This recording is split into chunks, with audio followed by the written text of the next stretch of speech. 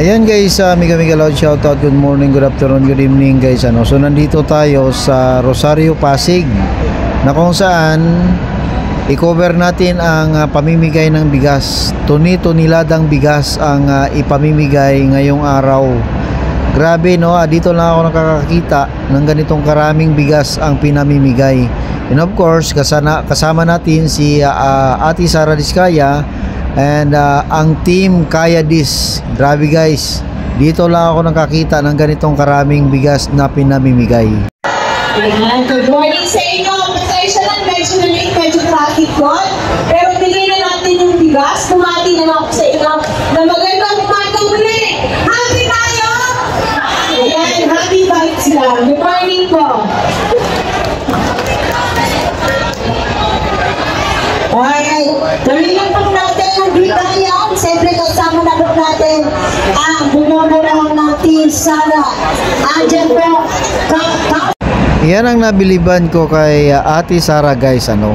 Walang maraming seremonya. Man of few words or a woman of few words. Sabi nga woman of few words is the man of many deeds.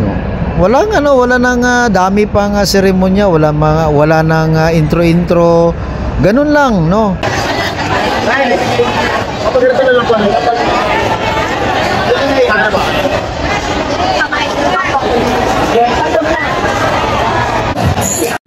At imagine guys, 5 kilos yan kada bag na yan, sa 5 kilo, kung maka-100 ka dyan, nabuhat na ganyan, para ka lang nagbarbil niyan, Pero grabe ang resistensya ni Ate Sara.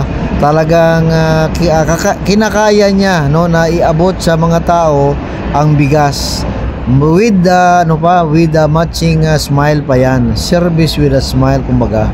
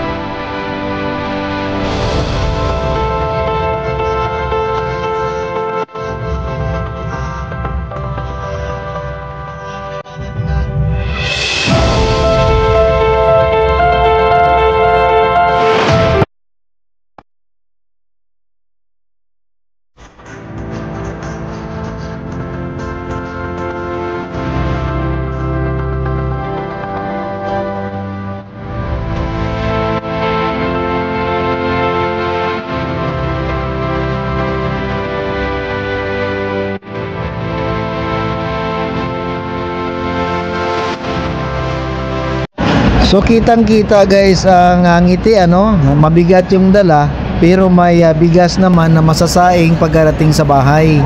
Sabi ko nga kanina sa joke ko, no, kanina nakangiti pa, ngayon nakangiwi. Bakit? Ang bigat yung dala eh.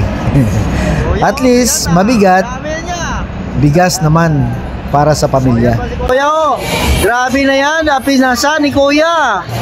Wow. Salamat, Madam Sara. Ayun, oo, salamat. Kari-karito na. O ma'am, ano nga? Thank you, salamat. Yan. Talagang sako-sako na yan. Sako-sako na. Sako-sako na.